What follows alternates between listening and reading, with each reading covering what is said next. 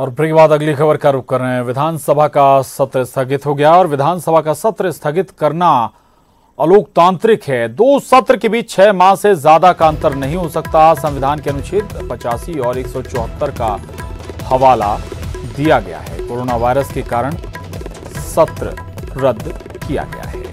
तो विवेक तनखा ने यह हवाला दिया है और कहा है कि 6 महीने से ज्यादा का डिफरेंस दो सत्रों के बीच नहीं हो सकता है। ये अलोकतांत्रिक होगा।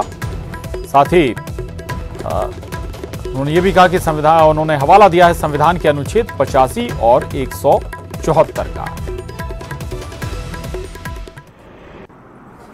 मित्रों, देश में कुछ ज्वलंत मुद्दे इस वक्त सामने आए हैं।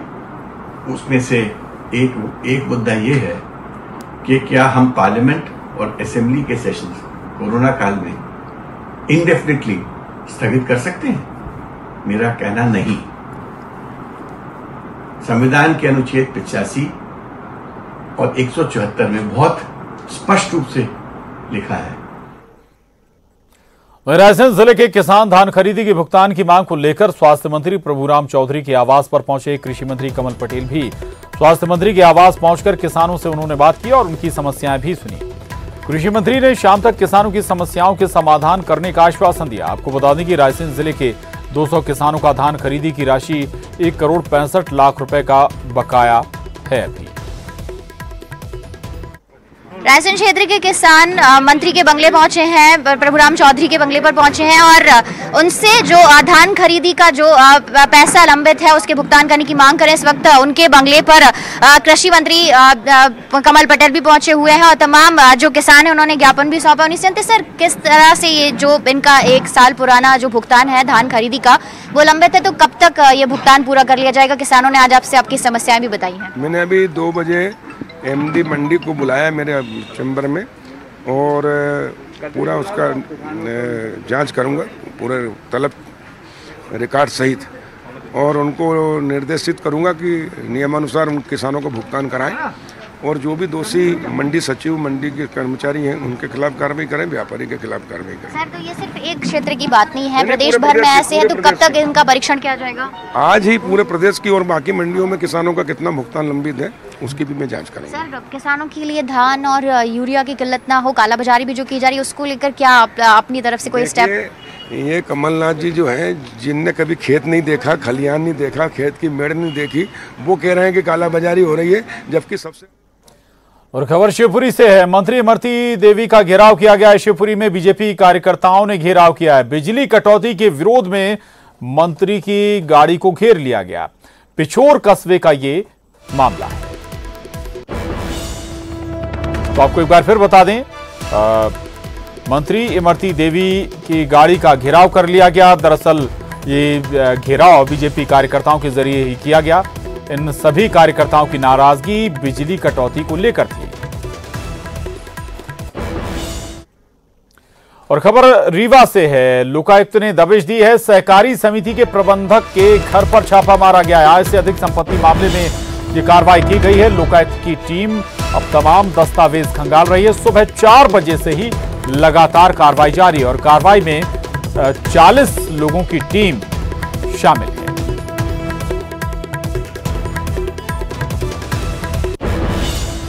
उधर दतिया में रेत माफिया की दबंगई सामने आई है। रोजगार सहायक से जमकर धक्का मुक्की की गई है। अवैध रेत परिवहन का वीडियो बनाया जा रहा था और रोजगार सहायक का मोबाइल भी छीन लिया गया। सरसई थाना क्षेत्र के मुस्तरा गांव का यह मामला है।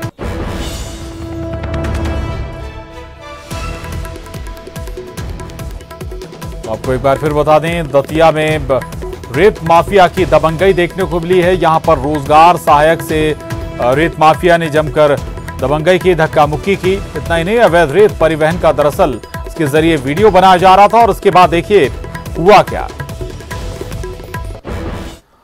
और इसके साथ ही बुलेटिन में बस इतना ही। खबरों का सिलसिला लगातार जारी है।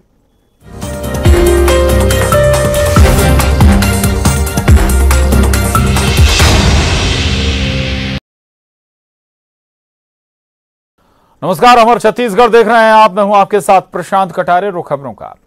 हरेली अमावस्या यानी आज सीएम भूपेश बघेल गोधन न्याय योजना का उन्होंने शुभारंभ कर दिया। पहले चरण में ग्रामीण क्षेत्रों के 2408 और शहरी क्षेत्रों के 377 गौठानों में गोबर की खरीदी प्रारंभ की गई। अलग अलग जिले में मंत्री, विधायक और कांग्रेस कार्यकर्ता इसमें शामिल हुए। सीएम भूपेश बघेल और कृषि मंत्री ने रायपुर से इस योजना का शुभारंभ किया। योजना के तहत पशुपालकों से गोबर खरीद कर वर्मी कंपोस्ट खाद बनाई जाएगी, जिससे लोगों को आर्थिक मदद मिलेगी। वहीं कार्यक्रम के दौरान हरेली त्योहार के अलग अलग रंग भी नजर आए। जहां सीएम ने गेड़ी का भी लुत्फ उठाया तो लट्टू भी नचाया। 5 तस्वीरें आपके स्क्रीन पर हैं, जिसमें गोधन योजना के शुभारंभ के दौरान के नजारे हैं। तो आज गोधन न्याय योजना की शुरुआत हो गई है। इसके अलावा हरेली त्योहार के रंग भी आज देखने को मिले। खुद मुख्यमंत्री भूपेश बघेल ने गेड़ी चलाई, गेड़ी पर सवार हुए और पूजा अर्चना भी की इस दौरान गायों की। तो ये कई रंग आज एक साथ नजर आए हैं और महत्वपूर्ण योजना की भी आज शुरुआत हो गई है। गोधन न्याय योजना, जिसके जरिए बड़े पैमाने पर लोगों को इसका सीधा लाभ मिलेगा। सरकार, छत्तीसगढ़ सरकार लोगों से गोबर की खरीदी करेगी, इससे वर्मी कंपोस्ट खाद बनाई जाएगी और भी जो इस्तेमाल गोबर का हो सकता है वो भी किया जाएगा। तो ये 5 तस्वीरें आपके टीवी स्क्रीन पर हैं। आज से ही इस योजना का आगाज हुआ है और इतना ही नहीं, सीएम ने यहां पर लट्टू भी नचाया। इसकी तस्वीरें भी आप देख सकते हैं। ये दरअसल भूपेश बघेल का रंग अक्सर देखने को मिलता है। हरेली त्योहार के पावन अवसर पे आप सब ला गाड़ा गाड़ा बधाई। हमारे छत्तीसगढ़ में नवा बछर के पहली तिहार अला गांव-गांव में सब किसान मन, मजदूर साथी मन सब मिलजुल के मनाथे। जी हाँ, गोधन के पूजा होथे, उहें हमार कृषि यंत्र मन के भी पूजा होथे। चिला और बोबरा चढ़ाए जाथे। राउत पहाटिया मन ह घर घर जाके नीम के डारा खोसथे। मवेशी मन ला लोंदा खवाथे। ओमें कुछ जड़ी बूटी भी रहते ताकि कोई प्रकार की बीमारी हमारे पशुधन ला मत होए। साथ ही नीम जिनके जेकर धुआं से जते कीटाणु है तेकर नाश होते और ओकर सेती प्रत्येक घर में गोर्रा में नीम के डारा खोचे जाते। ये हमार परंपरा छत्तीसगढ़ के प्रकृति के साथ साथ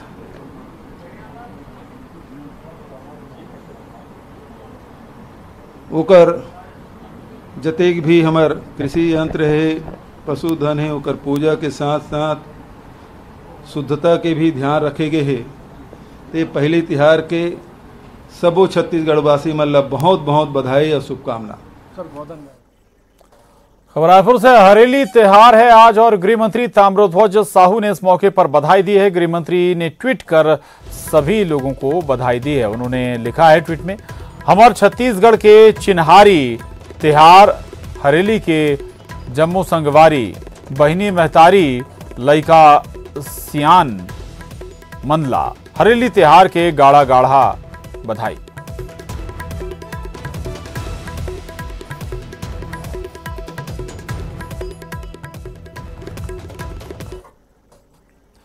पूर्व मंत्री अजय चंद्राकर ने सरकार पर निशाना साधा है। ट्वीट कर उन्होंने कहा कि छत्तीसगढ़ में सिर्फ 2 लोग ही किसान हैं और किसानी जानते हैं, एक सीएम और दूसरे कृषि मंत्री। उन्होंने बारिश में गोबर खाद की उपयोगिता पर सवाल उठाया।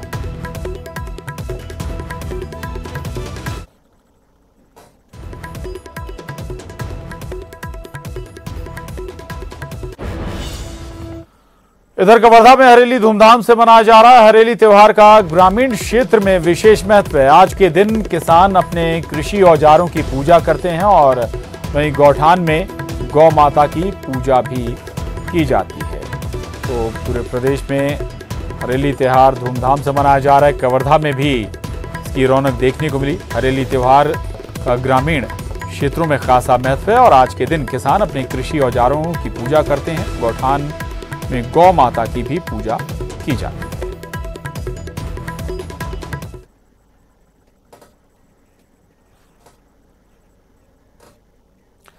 और एक और अहम खबर रायपुर से। छत्तीसगढ़ ओलंपिक संघ के अध्यक्ष बने मुख्यमंत्री भूपेश बघेल महासचिव पद पर निर्विरोध चुने गए गुरचरण होरा।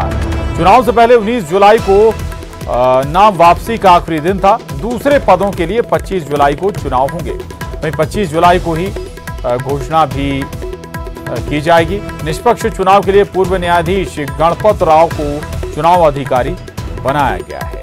तो ये बड़ी खबर है छत्तीसगढ़ से। छत्तीसगढ़ ओलंपिक संघ के अध्यक्ष बने हैं मुख्यमंत्री भूपेश बघेल। वहीं महासचिव पद पर गुरचरण होरा निर्विरोध चुने गए हैं और चुनाव से पहले 19 जुलाई को नाम वापसी का आखिरी दिन था। वहीं दूसरे पदों के लिए 25 जुलाई को चुनाव कराए जाएंगे। 25 जुलाई को ही इसकी घोषणा भी हो जाएगी जो और दूसरे चुनाव होंगे। साथ ही निष्पक्ष चुनाव के लिए पूर्व न्यायाधीश गणपत राव को चुनाव अधिकारी नियुक्त किया गया।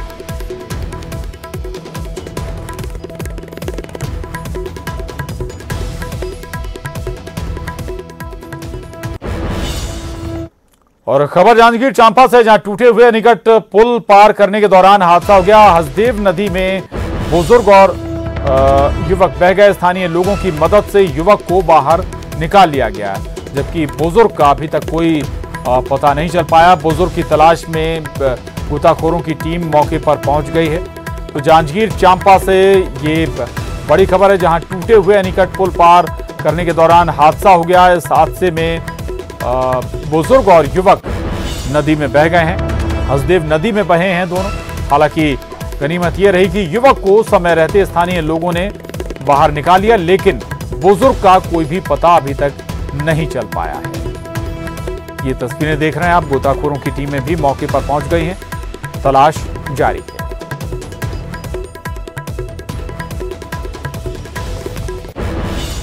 एक बार फिर आपको बता दें, ये हादसा हुआ है जहां बुजुर्ग और युवक नदी में बह गए। हसदेव नदी में दोनों बह गए। दरअसल टूटे हुए निकट को ये पार कर रहे थे, उसी दौरान ये हादसा हुआ है। जांजगीर चांपा का ये मामला है। तस्वीरें भी देख पा रहे हैं आप। बारिश के बाद नदी में जबरदस्त पानी है, बहाव है और नतीजा ये हुआ कि टूटे हुए निकट पुल को पार करने के दौरान दोनों हादसे का शिकार हो गए। युवक तो गनीमत ये रही कि उसे समय रहते निकाल लिया गया। स्थानीय लोगों ने उसे बाहर निकाल लिया, लेकिन बुजुर्ग का अभी तक कोई पता नहीं चल पाया है। गोताखोरों की टीम भी मौके पर पहुंच गई है, लगातार तलाश में जुटी हुई है। सवाल ये कि जब एनीकट टूटा हुआ था तो फिर क्यों यहां पर पुल पार करने दिया जा रहा है लोगों। रोहित हमारे साथ जुड़ गए। रोहित, हादसे की बड़ी वजह एनीकट टूटा हुआ है, इसके बावजूद भी लोग पार कर रहे थे। प्रशासन की जिम्मेदारी की ऐसे में किसी को भी यहां से पार ना करने दिया जाए? जी प्रशांत, देखिए एक बड़ी लापरवाही तो आई है, क्योंकि कहीं न कहीं जो पुल टूटा था जिसे आवागमन के लिए बंद कर दिया गया था और बाकायदा उस पुल के ऊपर से पानी भी जा रहा था। जो टूटा हुआ हिस्सा है वो नदी के नीचे धंसा हुआ है और उसके ऊपर से पानी जा रहा था। तो ऐसे में एक बुजुर्ग और एक युवक जो है उसे पार करके दूसरे ग्राम जा रहे थे। तो निश्चित तौर पर उनके द्वारा ये लापरवाही तो बरती गई है, क्योंकि प्रशासन ने एहतियातन वहां पे जो है रस्सी लगा दी है और आवागमन पे प्रतिबंधित कर दिया है। बावजूद ये पार कर रहे थे। उसमें एक विजय सूर्यवंशी नाम का युवक भी था जो साथ में बुजुर्ग के साथ में बहा था। हालांकि उसको स्थानीय लोग जो लोग देखे वो दौड़ के बचा लिए और उसे सुरक्षित बाहर निकाला गया और इलाज के लिए उसे हॉस्पिटल में भर्ती भी किया गया है। लेकिन वही जो दूसरा बुजुर्ग था उसका पता नहीं चला है और बाकायदा गोताखोरों की टीम वहां पे पहुंची है और उसकी तलाश की जा रही है। निश्चित तौर पर प्रशांत, मैं बोलूंगा कि वो एक आवागमन के लिए एक शॉर्टकट रास्ता है। आसपास के 10 से 20 ग्रामीण उसमें आवागमन करते हैं और लगातार प्रशासन वहां रोक भी लगाता है, बैरिकेड भी लगाए गए हैं, रोक के लिए प्रयास किया जा रहा है, लेकिन लोग अपनी जान की परवाह किए बिना लगातार आते हैं। इससे पहले भी वहां हादसा हुआ है। हालांकि इस तरह के डूबने की बात नहीं आई है, लोग तैर के निकल गए हैं। कई बार वहां बाइक भी डूबी है। तो लगातार लोग लापरवाही बरत रहे हैं और ये उसी का खामियाजा है कि आज बुजुर्ग के साथ बिल्कुल लापरवाही यहाँ पर जरूर रही और इसी के चलते ये हादसा भी पेश आया है। गनीमत रही, ये वक्त तो बच गया, लेकिन बुजुर्ग का अभी तक कोई अता पता नहीं। लेकिन यहाँ पर प्रशासन को और ज्यादा सख्ती करने की जरूरत है ताकि लोग हादसे का शिकार ना हो। शुक्रिया रोहित आपका इस जानकारी के लिए। आगे बढ़ते हैं और इस वक्त एक बड़ी खबर रायपुर से है। प्रदेश के कई शहरों में लॉकडाउन होगा। रायपुर में 22 जुलाई से 28 जुलाई तक लॉकडाउन रहेगा। वहीं अंबिकापुर, कोरबा, दुर्ग में भी 22 से 28 जुलाई तक लॉकडाउन रहेगा। बिलासपुर में 23 जुलाई से 31 जुलाई तक लॉकडाउन रहेगा। तो ये लॉकडाउन की वापसी है। दरअसल लगातार छत्तीसगढ़ में कोरोना संक्रमण के मामले बढ़ रहे हैं। लगातार रोज नए मामले सामने आ रहे हैं। राजधानी रायपुर में सबसे ज्यादा मामले सामने आ रहे हैं और इसी के बाद सरकार ने फैसला लिया था कि जिला कलेक्टरों को यह अधिकार दिया जाएगा कि वो ग्राउंड कंडीशन के तहत जिलों में लॉकडाउन लगाएंगे। क्या सख्ती बरतनी है क्या नहीं, ये जिला प्रशासन ही तय करेगा।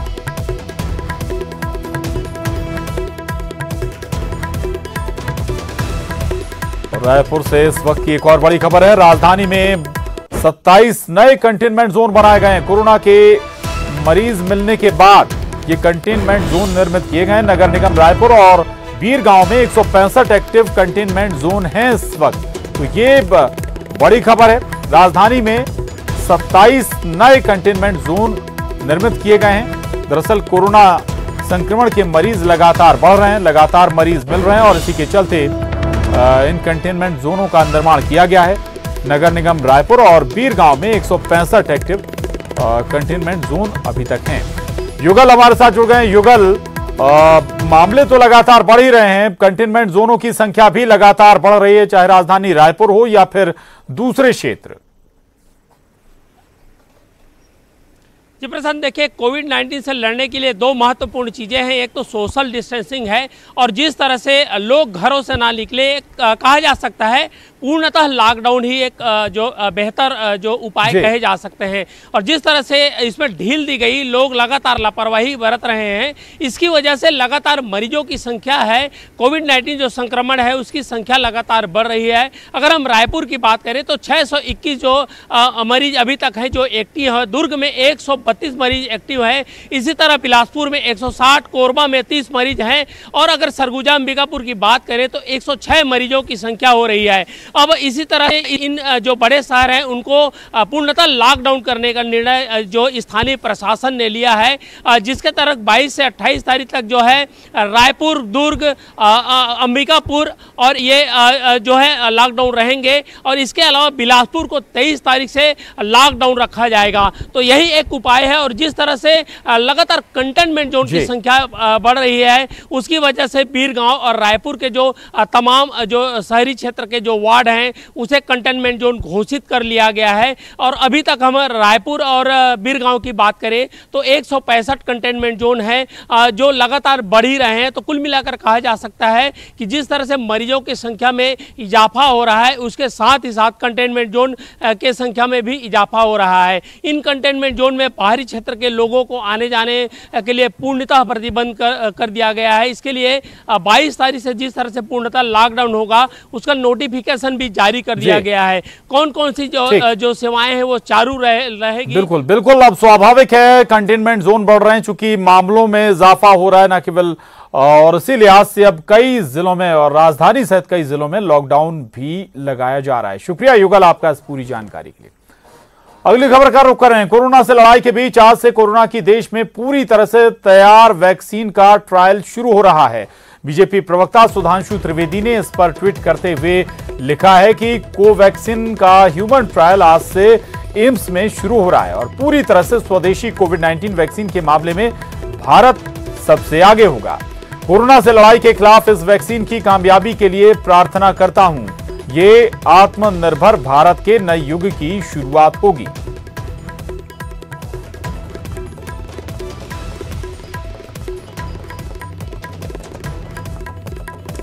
और यहां वक्त हो चला एक छोटे से ब्रेक का, जल्द लौटेंगे।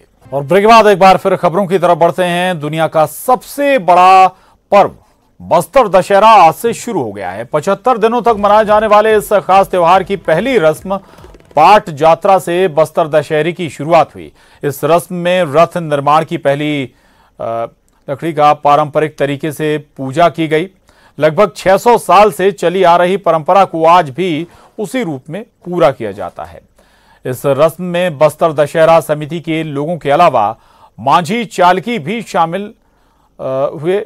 बस्तर दशहरे की पहली रस्म को संपन्न कराने के लिए बस्तर दशहरा समिति के अध्यक्ष बस्तर सांसद दीपक बैज, मांझी चालकी समेत बड़ी संख्या में स्थानीय लोग शामिल हुए। दुनिया के सबसे बड़े और सबसे लंबी अवधि तक मनाए जाने वाले इस त्योहार की आज पाट यात्रा विधान से शुरुआत हो गई। जगदलपुर के दंतेश्वरी मंदिर के सामने रथ निर्माण के लिए लाई गई पहली लकड़ी, जिसे बस्तर के ग्रामीण बिलौरी गांव से लेकर आते हैं। इस लकड़ी को बस्तर की जुबान में ठुरलू खोटला कहा जाता है। वैसे ठुरलू खोटला को आम जुबान में साल की लकड़ी कहा जाता है। इस लकड़ी का पारंपरिक तरीके से बस्तर दशहरा समिति से जुड़े सदस्यों से पूजा विधान किया। चावल, लाई, मोगरी, मछली और अंडे के अलावा काले बकरे की बलि देने के साथ ही लकड़ी की पूजा की गई। इस दौरान पारंपरिक वाद्य यंत्रों के जरिए शुभ संगीत की ध्वनि से दशहरे की शुरुआत हो गई। देखिए, बस्तर दशहरा आमतौर पर 75 दिन तक मनाया जाता है, लेकिन इस बार एक पुरुषोत्तम मास क्वार महीना पड़ रहा है। इस कारण बस्तर दशहरा इस बार 104 दिन का हो गया है। ये बस्तर दशहरा की आज जो हम देख रहे हैं वो बस्तर दशहरा की पहली रस्म है। इसको बोलते हैं पाट यात्रा। इसमें साल की एक लकड़ी की पूजा होती है और ये लकड़ी इसलिए लाया जाता है कि बस्तर दशहरा को बनाने के लिए कि हम लोग का ऐतिहासिक दशहरा आज पाट यात्रा के साथ संपन्न हुआ है और इसके साथ ही हम लोग ऐतिहासिक दशहरा की ओर कदम बढ़ा चुके हैं। आज उसी का छोटा सा पूजा कार्यक्रम हुआ, जिसमें हमारे मांझी, चालकी, मेम्बरीन, हमारे जनप्रतिनिधि और सभी पुजारी, सभी मीडिया के साथी, बस्तर के सभी बुद्धिजीवी गणमान्य नागरिक सभी लोगों की उपस्थिति में संपन्न हुआ है। बिलोरी गांव से लकड़ी लाकर हथियार बनाने प्रारंभ किया जाता है, फिर इससे रथ निर्माण प्रारंभ होता है। ये कुल 75 दिनों तक चलने वाला पर्व है जो पाट यात्रा से प्रारंभ होता है और 75 दिनों तक चलता है, जिसमें 14 विधान होते हैं। अगला विधान 31 तारीख को है। इस दौरान पर एक मीटिंग का आयोजन किया जाएगा। वर्तमान कोरोना के परिदृश्य में सोशल डिस्टेंसिंग और इस संबंध में पालन करते हुए दशहरा मनाया जाना है, इस संबंध में निर्णय लिया जाएगा। उसके बाद ही बाकी प्रदेश में कोरोना का संक्रमण जो है जिस तेजी से बढ़ रहा है, उसके बाद सरकार की चिंता जो है वो लगातार बढ़ रही है और उसके चलते कई जिलों में जो है लॉकडाउन की स्थिति निर्मित हो गई है। प्रदेश की राजधानी रायपुर में तो 22 जुलाई से लॉकडाउन तक की घोषणा कर दी गई है और बाकी के अन्य जो जिले हैं जहां पर की संभावना है कि कोरोना फैल सकता है, उसके लिहाज से मीटिंगों का दौर जारी है, विचार विमर्श का दौर जारी है और संभावना ये जताई जा रही है कि आने वाले दिनों में जो है बाकी जगहों पर भी लॉकडाउन किया जा सकता है। लेकिन नज़ारा दिखाएं कि किस तरह की गंभीरता है लोगों में कोरोना के प्रति और किस तरह की लापरवाही दिखाई दे रही है, वो एक साफ नज़ारा है। आज चूँकि विश्व प्रसिद्ध जो बस्तर दशहरा है, जो कि 75 दिनों तक मनाया जाता है, उसकी आज शुरुआत हो रही है। उसका शुभारंभ हो रहा है पाट यात्रा के विधान से और नज़ारा देख सकते हैं। ये जगदलपुर का सिरहासार चौक कहलाता है, जहाँ पर की जो रथ की पहली लकड़ी होती है उसका पूजा का विधान यहाँ पर संपन्न हुआ है और सोशल डिस्टेंसिंग की जिस तरह धज्जियाँ उड़ाई गई हैं, लोग भीड़ में इकट्ठे खड़े हुए हैं। और बात करें तो ये जो पूरा कार्यक्रम है वो टेम्पल कमेटी के अधीन होता है। इसके पदेन अध्यक्ष जो हैं बस्तर सांसद दीपक बैज हैं और इसके अलावा जो पूरी जिम्मेदारी है वो तहसीलदार की है, जो जगदलपुर के तहसीलदार हैं उनकी जिम्मेदारी है इस तमाम चीज़ों को देखरेख की। लेकिन सबसे बड़ा जो लापरवाही का नमूना है वो देख सकते हैं कि कोई भी व्यक्ति जो है वो सोशल डिस्टेंसिंग का पालन नहीं कर रहा है। जो यहाँ पर जिम्मेदार मौजूद हैं प्रशासन के अधिकारी, वो भी सोशल डिस्टेंसिंग का पालन करवाने में पूरी तरह से नाकाम दिख रहे हैं। और तो और जो मांझी चालकी हैं और बाकी जो अन्य लोग यहाँ पर पहुँचे हैं, उन्होंने मास्क भी नहीं लगाया है। बहुत कम लोग ऐसे दिख रहे हैं जिन्होंने मास्क लगाया हुआ है, बाकी किसी ने मास्क नहीं लगाया है, जबकि मास्क नहीं लगाने पर जुर्माना भी सरकार ने तय कर दिया है। लेकिन लापरवाही की हद जो है वो लगातार देख सकते हैं आप कि किस तरह की लापरवाही हो रही है। कुछ लोगों ने मास्क नहीं लगाया है, सोशल डिस्टेंसिंग तो पूरी तरह से पालन नहीं है।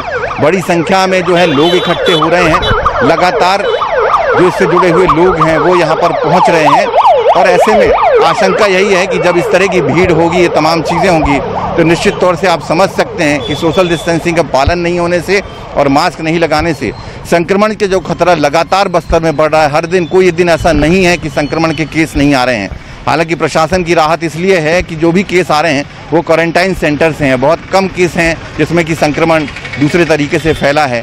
लेकिन इस तरह की लापरवाही ये साफ जता रही है कि अगर इस तरह का पालन नहीं किया गया तो आने वाले और समय में, चूंकि ये 75 दिनों का दशहरा होता है और भी बहुत सारे विधान होते हैं बस्तर दशहरे के, 30 जुलाई को जो है यहाँ पर डेढ़ी गराई की रस्म होगी।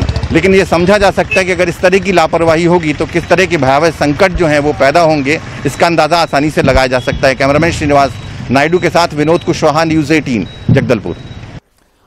उधर रायगढ़ जिले के जनपद पंचायत लेलुंगा में फर्जी मस्टर रोल बनाकर मृत व्यक्ति के नाम से रकम निकालने का मामला सामने आया है।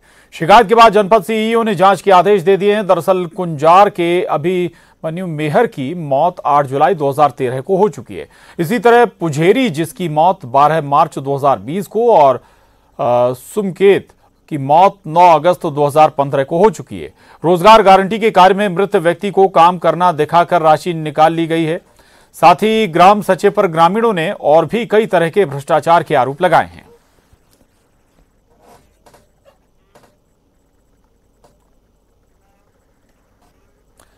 और ये बड़ी खबर दिल्ली से। मध्य प्रदेश में उपचुनाव समय पर होंगे। सितंबर के अंत तक उपचुनाव कराए जा सकते हैं। मुख्य चुनाव आयुक्त तो सुनील अरोड़ा का ये बड़ा बयान है।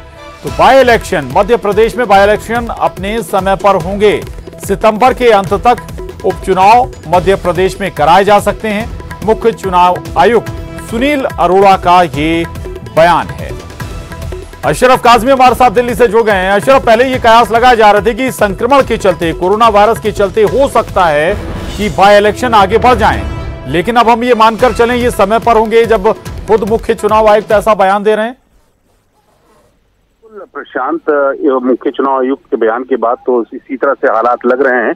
उन्होंने तो सिर्फ मध्य प्रदेश क्या बल्कि पूरे देश की जो 45 उपचुनाव होने हैं जिन सीटों पर, उसके लिए साफ कर दिया कि चुनाव आयोग तैयार है, उसे कोई दिक्कत नहीं, वो सितंबर के अंत तक चुनाव करा सकता है उपचुनाव को। तो उसमें मध्य प्रदेश भी है जहां पर 26 सीटें हैं, वहां उपचुनाव होना है। तो अब एक तरह से संकेत साफ दे दिया है। अब लेकिन इसमें जो महत्वपूर्ण रहेगा स्वास्थ्य मंत्रालय की और केंद्र सरकार की तरफ से कि क्या स्थिति है, क्या चुनाव कराने के लिए स्थितियां अनुकूल हैं, क्योंकि अभी कोरोना का काल चल रहा है। तो इसको भी देखना है कि क्या यहाँ पर स्थितियां हो सकती हैं, कितनी तैयार हैं, क्या यहाँ पर सभी चीजें दुरुस्त हैं। क्योंकि इससे पहले चुनाव आयुक्त ने एक साफ किया था कि अगर चुनाव होते हैं तो एक पोलिंग बूथ पर सिर्फ 1000 ही मतदाता रहेंगे, उससे ज्यादा नहीं हो सकते। तो एक तरह से तैयारियां चुनाव आयोग पहले भी कर चुका था और आज चुनाव आयोग ने बहुत साफ कर दिया है कि हम लोग तैयार हैं, बस उनको हरी झंडी देने की जरूरत है। अगर उनको केंद्र सरकार की तरफ से और राज्य सरकार की तरफ से इस तरह का संकेत मिलते हैं कि ये लोग चुनाव कराने के लिए तैयार हैं और जो स्थिति है वो अनुकूल है, तो उसके बाद उम्मीद की जा रही है कि चुनाव समय पर होंगे, सितंबर में कराए जा सकते हैं। जी प्रशांत। बिल्कुल बिल्कुल, मुख्य चुनाव आयुक्त का ये बयान है कि मध्य प्रदेश में जो बाय इलेक्शन होने हैं वो अपने समय पर ही होंगे। बहुत शुक्रिया अशरफ आपका इस पूरी जानकारी के लिए, धन्यवाद। और इसके साथ ही इस बुलेटिन में बस इतना ही। खबरों का सिलसिला न्यूज़ 18 मध्य प्रदेश छत्तीसगढ़ पर लगातार जारी है।